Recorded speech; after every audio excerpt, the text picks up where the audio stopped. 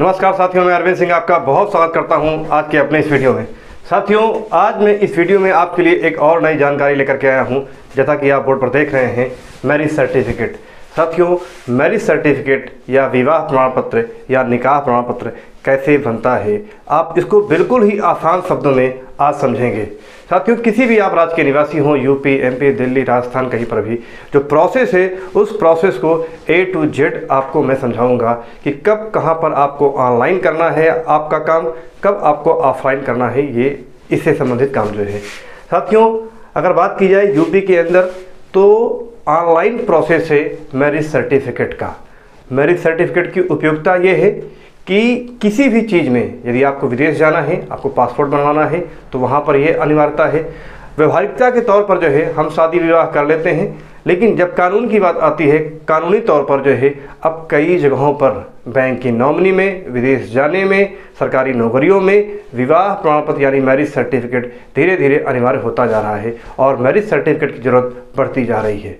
साथियों, marriage certificate ये किसी भी धर्म में, हिंदू हो या मुस्लिम हो, जैन, ईसाई, किसी भी धर्म में मैरिज सर्टिफिकेट बनवाया जा सकता है भारत के कानून के अनुसार और उस भारत के अंदर जो भी राज्य है उस राज्य के कानून के अनुसार। बात करते हैं मैरिज सर्टिफिकेट। अगर आप यूपी के निवासी हैं, मोस्टली मैं यूपी का निवासी हूँ तो मैं यूपी के बारे में बता रहा हूँ आपको, सेम यही प्रोसेस आपका हर एक राज्य में है। आप अगर ऑनलाइन इसका आवेदन करते हैं तो सबसे पहले बड़ा सा ही सिंपल है, हर व्यक्ति के पास मोबाइल है, हर व्यक्ति के पास लैपटॉप है। आप गूगल पे जाएंगे और गूगल पर जा करके, अगर आप यूपी के निवासी हैं तो जाएंगे आप, वहाँ पर आप जो है सर्च कीजिए यूपी मैरिज रजिस्ट्रेशन। एमपी के हैं आप तो एमपी मैरिज रजिस्ट्रेशन। यदि आप दिल्ली में निवास करते हैं तो दिल्ली मैरिज रजिस्ट्रेशन आप गूगल पर डाल के इसको सर्च करेंगे तो वहाँ पर, अगर आप दिल्ली के हैं तो दिल्ली डिस्ट्रिक्ट लिख करके आ जाएगा वो पेज, और उस पेज में लिखा रहेगा आपको कि नया आवेदन कैसे करें, न्यू ऑनलाइन आवेदन आपको कैसे करना है। वो आप खोलेंगे, एक पेज खुलेगा, उसमें आपको जो है उस पेज में तमाम जो जानकारियां हैं वो आपको भरनी होंगी। ध्यान दीजिएगा, मैरिज सर्टिफिकेट के लिए आवेदन लड़का भी कर सकता है और लड़की भी कर सकती है। यदि लड़की ने आवेदन किया तो वो अपने मायके जहाँ उसका निवास है वहाँ से आवेदन करेगी, वहाँ की तहसील में, वहाँ की तहसील से उसका आवेदन होगा, वहाँ की तहसील से उसका मैरिज सर्टिफिकेट जारी होगा। यदि लड़का आवेदन करता है तो लड़के का जहाँ घर है उस तहसील से मैरिज सर्टिफिकेट जारी होगा, उस तहसील से उसको आवेदन करना होगा। अब आपने ऑनलाइन आवेदन किया, आप यूपी मैरिज रजिस्ट्रेशन पर गए। यूपी मैरिज रजिस्ट्रेशन पर आप जब जाएंगे तो वहाँ पर आपको स्टाम्प एवं पंजीयन विभाग का पेज खुलेगा और वहाँ पर भी आपको तमाम तरह की चीज़ें दी होंगी। उसमें लिखा होगा आपको नया आवेदन, न्यू ऑनलाइन आपको एडमिट कैसे करना है। आप उस पर क्लिक करेंगे तो पूरा पेज खुल करके आ जाएगा। यदि आप लड़के हैं तो आप अपनी सारी चीज़ें जो है उसमें आएगा वर पक्ष, तो वर पक्ष का सारा डिटेल भर दीजिए। फिर आपका आएगा वधू पक्ष यानी कन्या पक्ष, तो कन्या पक्ष का सारा डिटेल भर दीजिए। और आप ऑनलाइन सारा डिटेल भर करके जब उस फॉर्म को सबमिट कर देंगे तो आपका वो हो गया ऑनलाइन आवेदन। उस ऑनलाइन आवेदन का एक प्रिंट आउट निकलेगा, उस प्रिंट आउट को ले करके, ध्यान दीजिएगा, ऑनलाइन आवेदन करने से ही मैरिज सर्टिफिकेट नहीं बन जाता। इसकी ऑफलाइन प्रोसेस भी है। ऑनलाइन और ऑफलाइन दोनों प्रोसेस आप करेंगे तब जा कर के मैरिज सर्टिफिकेट तैयार होगा। आपने जब ऑनलाइन आवेदन किया, उस ऑनलाइन आवेदन करने में लगेंगी कौन कौन सी चीज़ें, ये आप देखिए, सब कुछ जानकारी आपके सामने लिखी हुई है। सबसे पहले तो लड़का और लड़की की फ़ोटो, ध्यान दीजिएगा, एक फ़ोटो पासपोर्ट साइज की सिंगल और एक ऐसी फ़ोटो हो जिसमें लड़का और लड़की दोनों, वो भी पासपोर्ट साइज में ही, लड़के और लड़की की एक साथ फ़ोटो। तो सबसे पहले फ़ोटो वाली बात हो गई। नंबर 2 पे आप देखिए लड़का और लड़की का आधार कार्ड। जैसा कि हर एक सरकारी योजनाओं में आधार कार्ड की इम्पोर्टेंस है, तो लड़का और लड़की का आधार कार्ड होना चाहिए। लड़का और लड़की का पैन कार्ड होना चाहिए। फिर नेक्स्ट, लड़का और लड़की की मार्कशीट। ये वेरी इंपॉर्टेंट है। ये इसलिए होता है कि मार्कशीट जो है वो लड़का और लड़की की एज यानी उसकी उम्र को तय करता है। जैसा कि आप जानते हैं, भारत में कानूनी बाध्यता है, लड़की की विवाह की उम्र 18 वर्ष और लड़के की विवाह की उम्र 21 वर्ष। हालांकि अभी वर्तमान में मोदी सरकार ने लड़की की विवाह की उम्र भी 21 वर्ष कर दी है। तो मार्कशीट जो है और मार्कशीट कौन सी, लड़का और लड़की की मार्कशीट, ध्यान दीजिएगा, हाई स्कूल की मार्कशीट, 10th क्लास की मार्कशीट, जिसमें आपकी डेट ऑफ बर्थ लिखी होती है। वो मार्कशीट तय करती है कि आपकी उम्र क्या है, उसके हिसाब से जो है ये प्रूफ मांगा जाता है। तो लड़का और लड़की की हाई स्कूल की 10th क्लास की, किसी भी बोर्ड, यूपी बोर्ड हो, आपका एमपी बोर्ड हो, सीबीएसई बोर्ड हो, आईसीएसई बोर्ड हो, किसी बोर्ड की आपकी मार्कशीट हो गई। ठीक, नेक्स्ट देखिए नंबर 5 पे, दोनों पक्ष की शादी का कार्ड। विवाह जब होता है तो आप शादी का कार्ड छपवाते हैं, तो दोनों पक्ष की शादी का कार्ड भी एक अनिवार्य रूप से उसमें लगेगा आपको। फिर देखिए नंबर 6 पॉइंट, 2 गवाह। ये वो 2 गवाह होंगे आपके परिवार से, आपके यार दोस्त होंगे, आपके रिश्तेदार होंगे। 2 गवाह जिनका आधार कार्ड होना चाहिए, पैन कार्ड होना चाहिए, वह उनकी पासपोर्ट साइज की फ़ोटो होनी चाहिए। ये 2 गवाह, इनका स्पेशली काम जो है आपको, जब आप ऑफलाइन प्रोसेस के तहत जो है तहसील में जाएंगे तो वहाँ पर जो है जो पीसीएस अधिकारी होता है, उप निबंधक जिसे बोलते हैं, सब रजिस्ट्रार या डिप्टी रजिस्ट्रार तहसीलों में बैठता है जो है, ये वो कार्यालय होता है। लोग समझते हैं ये उप निबंधक कार्यालय है क्या, दरअसल हिंदी में जानकारी लोगों को थोड़ा सा दिक्कत होती है। सब रजिस्ट्रार कार्यालय कहाँ है, तो ध्यान दीजिएगा उत्तर प्रदेश सरकार का एक विभाग है, यूपी की बात करें तो स्टाम्प एवं पंजीयन विभाग।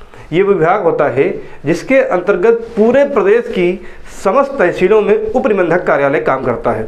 उप निबंधक कार्यालय वह कार्यालय होता है जहां ज़मीनें खरीदी और बेची जाती हैं, यानी ज़मीन का क्रय और विक्रय, ज़मीन का जहां बैनामा होता है, तहसील का वो ऑफिस, वही ऑफिस ही मैरिज सर्टिफिकेट जारी करता है। तो ये गवाह का काम वहाँ पर पड़ता है। जैसे आप ज़मीन खरीदते बेचते हैं तो वहाँ पर बेचने वाले का और ख़रीदने वाले का एक बयान होता है, सब रजिस्ट्रार के समक्ष बयान होता है। सब रजिस्ट्रार पूछता है कि आप अपनी सुरक्षा से बेच रहे हैं, आपको पैसा मिल गया है, ज़मीन किसी दबाव में तो नहीं बेच रहे हैं। खरीदने वाले से पूछता है कि आपने किस प्रोसेस के तहत खरीदा है, पूरा स्टाम्प आपने शुल्क चुकाया है या नहीं चुकाया है। तमाम औपचारिकता को पूरी करने के बाद ही वह बैनामा यानी वह क्रय और विक्रय वैधानिक माना जाता है। तो वहाँ पर जो है इसकी जरूरत पड़ती है गवाह की। नंबर 7 देखिए, ऑनलाइन आवेदन का प्रिंट आउट। अब ऑनलाइन आवेदन का प्रिंट आउट, वो जो प्रिंट आउट निकलेगा उसको आप निकालेंगे तो ये 7 चीज़ें आपकी इकट्ठा हो गई। देखिए 7 चीज़ें, इसके अलावा और कोई भी चीज़ आपकी नहीं लगनी है। और ये जो 6 चीज़ें हैं इनकी डिटेल आपको जो है ऑनलाइन फॉर्म भरते समय देनी होगी। ऑनलाइन फॉर्म के लिए UP marriage registration, MP marriage registration, Delhi marriage registration पे आप जाएंगे तो वहाँ पर आपको आगे प्रोसेस मिलता जाएगा। प्रिंट आउट लेने के बाद जो है लड़का और लड़की दोनों को तहसील में, अगर लड़की पक्ष ने आवेदन किया है तो उसकी जो होम तहसील है वहाँ पर लड़का और लड़की को पहुँचना होगा। अगर लड़के ने आवेदन किया है तो जो लड़के की होम तहसील है वहाँ पर लड़का और लड़की को जाना होगा और सब रजिस्ट्रार या डिप्टी रजिस्ट्रार यानी उप निबंधक के सामने एक ये आपके जो डॉक्यूमेंट है इनको सेट करके एक फ़ाइल के तौर पे एक आवेदन आपको पेश करना होगा, आवेदन प्रस्तुत करना होगा। वहाँ पर भी आपको जब आप ये आवेदन पेश करेंगे तो उस कार्यालय से आपको एक फॉर्म मिलता है, उस कार्यालय से आपको एक फॉर्म मिलेगा जिसे आप उसी वक्त तत्काल ऑफलाइन भरेंगे। उस फॉर्म को भर करके इस डॉक्यूमेंट के साथ आप नथी करके और डिप्टी रजिस्ट्रार के सामने, सब रजिस्ट्रार के सामने या उप निबंधक के सामने आप प्रस्तुत करते हैं। ध्यान दीजिएगा, तहसील में जो आपको फॉर्म मिलेगा जिसे आपको ऑफलाइन भरना होगा उसमें टोटल वही डिटेल क्रम से होंगी जो डिटेल आपने ऑनलाइन आवेदन में भरी है। तो आप अपने ऑनलाइन आवेदन का जो प्रिंट आउट निकालेंगे उसको देख करके ही ऑफलाइन जो आपको फॉर्म मिलेगा वहाँ पर तहसील में और तहसील के डिप्टी रजिस्ट्रार कार्यालय में हूबहू आपको वही चीज़ें सबको भरनी है, हूबहू वही चीज़ें आपको उसमें सबमिट करनी है। और फिर आप एक पूरा पेपर सेट करके आवेदन जब आप देंगे तो वहाँ पर लड़का और लड़की का बयान होता है कि क्या आपका विवाह हुआ है, स्वेच्छा से हुआ है, आपकी डेट ऑफ बर्थ क्या है, कहाँ के निवासी हैं। ये तमाम औपचारिकताएँ पूरी करने के बाद जो है डिप्टी रजिस्ट्रार संतुष्ट हो जाएगा तो वह आपको जाने को बोलेगा और आपकी फ़ाइल, आपका आवेदन ले लेगा। उसके बाद जो है वो कार्यालय का काम हो गया। कार्यालय उसमें तमाम तरह की औपचारिकताएं करेगा। साथ में ध्यान दीजिएगा, साथ में आपसे फिंगर स्कैन, आपका फिंगर स्कैन होगा, आपका आई स्कैन होगा तहसील में ही, डिप्टी रजिस्ट्रार के कार्यालय में ही, जहाँ पर जो है बैनामा होता है, ज़मीन खरीदी बेची जाती है, वहाँ पर उसी कार्यालय में आपका फिंगर स्कैन और आई स्कैन होगा। तब आप जो है उस कार्यालय को छोड़ करके जा सकते हैं। नेक्स्ट डे या जो भी वर्किंग डे हो आपका, 1 दिन 2 दिन के अंदर उसी कार्यालय से आपका मैरिज सर्टिफिकेट जो है बन करके तैयार हो जाएगा। आपको बुलाया जाएगा, आप उस डेट पे जाएंगे, नेक्स्ट डे जो भी आपको डेट वहाँ पर वो बताएंगे, उस डेट पे जा करके आप अपना मैरिज सर्टिफिकेट ले सकते हैं और इस तरह से आपका मैरिज सर्टिफिकेट तैयार हो जाएगा। ये किसी भी धर्म में यह मैरिज सर्टिफिकेट बनवाया जा सकता है। भारत देश के अंदर मैरिज सर्टिफिकेट बनवाना एक कानून है।